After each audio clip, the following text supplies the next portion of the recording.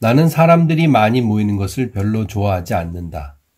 더구나 미안한 얘기지만 무슨 모임, 무슨 출판 기념회, 무슨 파티 같은 데는 딱 질색이다. 깊은 얘기보다는 공식적인 인사만이 난무하는 분위기가 왠지 어색하고 계면스럽다. 그 중에서도 제일 참석하기 싫은 곳이 소위 칵테일 파티라는 곳이다.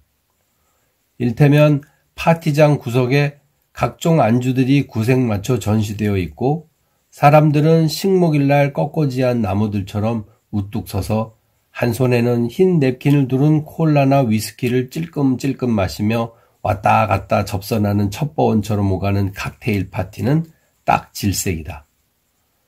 잔치는 끝났더라. 마지막 앉아서 국밥들을 마시고 서정주 선생의 시의 구절처럼 국밥들을 나눠 먹는 재래식 모임이라면 최소한 인사는 가볍게 나올지언정 먹는 음식은 푸짐하여 술도 얼큰 취하고 배도 불러 이빨을 쑤시며 잔치가 파할 때는 보름달도 휘영청 밝을 것이다. 하지만 칵테일 파티가 어디 그런가. 먹는 것도 그렇고 술도 한두 잔 먹다 보면 헤어질 시간이 가까워 오고 나비 넥타이 맨 보이는 술 떨어졌다고 딱 잘라 거절하기 마련이다. 지난달 29일은 일본의 국경일로 대사관저에서 파티가 있었다. 아내와 친구인 일본인 부인은 손수 집으로 초대장을 갖다 주었는데 거기엔 분명 동부인 초대의 주문이 명시되어 있었다. 나는 딱 잘라 못 가겠다고 거절하였다.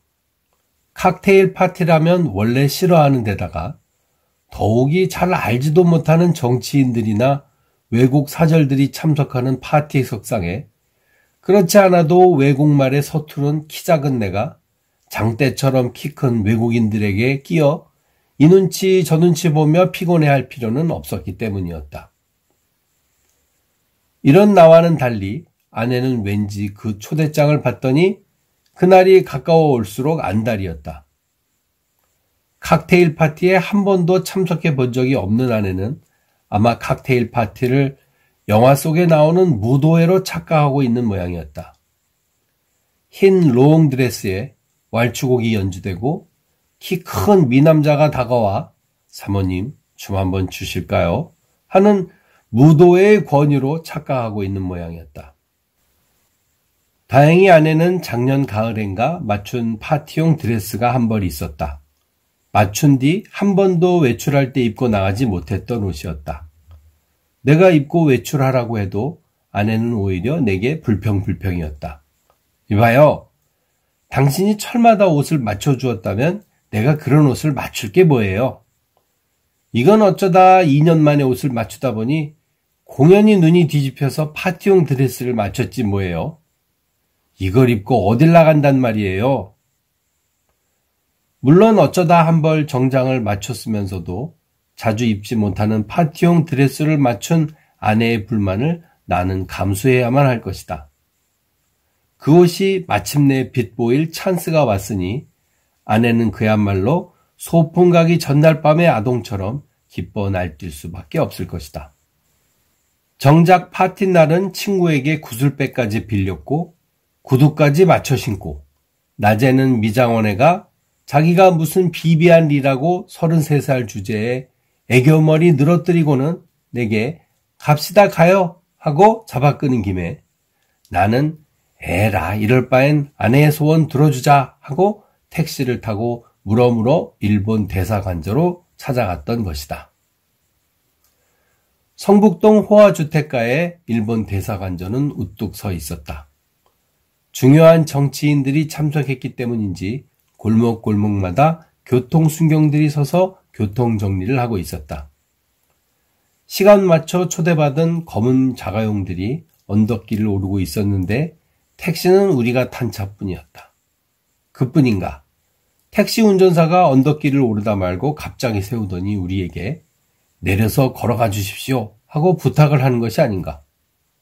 왜요? 갑시다. 내가 얘기하자 운전기사는 불안에 떨며 대답했다. 이거 순경한테 매 맞는 거 아닙니까?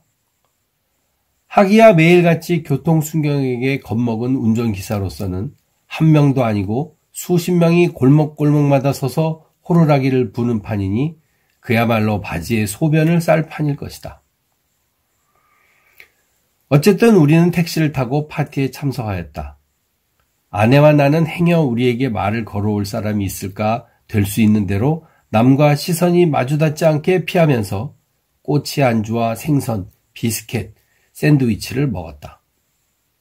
아무도 아내의 롱드레스를 보며 칭찬해주는 사람은 없었으며 친구에게 빌린 구슬백도 고독하였고 아내의 애교머리도 왠지 쓸쓸하기만 했었다.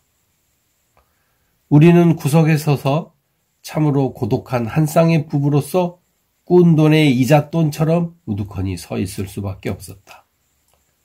아내의 친구인 일본인 부인만이 다가와 다정히 말을 걸었으며 나는 간혹 눈에 띄는 아는 사람들과 인사를 나누며 위스키 잔을 홀짝홀짝 들이키며 자주 시계를 들여다보면서 파티가 끝나기를 빌고 또 빌었다. 진땀이 흐르는 시간이 거의 흘러 파티가 끝날 무렵 우리에겐 또 한 가지 고민이 남아 있었다. 도대체 어떻게 집으로 돌아가야 하느냐는 문제였다. 올 때는 택시를 잡아 타고 왔지만 갈 때는 빈 택시가 있을 리 만무하였다. 또한 성북동 언덕길은 한 번도 와보지 못했던 초행길이라 어디가 어딘지 분간할 수가 없는 낯선 지대였던 것이다. 여보, 아내는 불안해서 나를 쳐다보았다. 어떻게 집에 가지요? 환상의 파티, 파도처럼 흐르는 왈츠곡, 무도회의 권유. 그러한 상상의 파티가 아닌 것으로 판명되었을 때 아내는 빨리 시간 내에 돌아가지 않으면 타고 온 마차가 호박으로 변하고 마부가 쥐로 변하는 신데렐라 공주처럼 아내를 감히 신데렐라 공주로 비유하는 나를 독자 여러분은 꾸짖지 말기를 바란다. 갈 길을 서두르고 있었다. 갑시다. 나도 아내의 손을 잡아 끌었다. 우리는 파티장을 나왔다. 현관 입구에서 마이크를 든 안내원이 나를 보았다. 차 넘버가 몇 번입니까? 아마도 그는 우리가 타고 온 자가용 넘버를 묻는 모양이었다. 나는 대답했다. 아닙니다. 집에 가는 게 아닙니다. 잠깐 산책 좀 해야겠습니다. 우리는 밖으로 나왔다. 별이 총총히 뜨고 달빛이 무르익은 언덕길을 우리는 팔짱을 끼고 걸어 내려왔다. 어디가 어딘지 분간되지도 않았지만 어쨌든 이곳이 내가 사는 서울인 이상 서두를 필요는 없었다. 등 뒤로 서둘러 사라지는 승용차들의 헤드라이트가 번뜩이고 있었다. 어때, 파티가? 발이 아파요. 아내는 벼르고 벼르다 산 굽 높은 구두를 신은 발을 쩔뚝거리면서 웃었다. 나는 아내의 구두를 내려다 보았다. 그것은 신데렐라의 유리구두처럼 예쁘고 아름다웠다. 낄낄낄낄. 웃음이 터져나와 나는 웃었다. 얼른 돌아가 찬밥에 고추장 비벼 먹고 싶은 생각에 군침이 돌면서 나는 웃고 그리고 또 웃었다.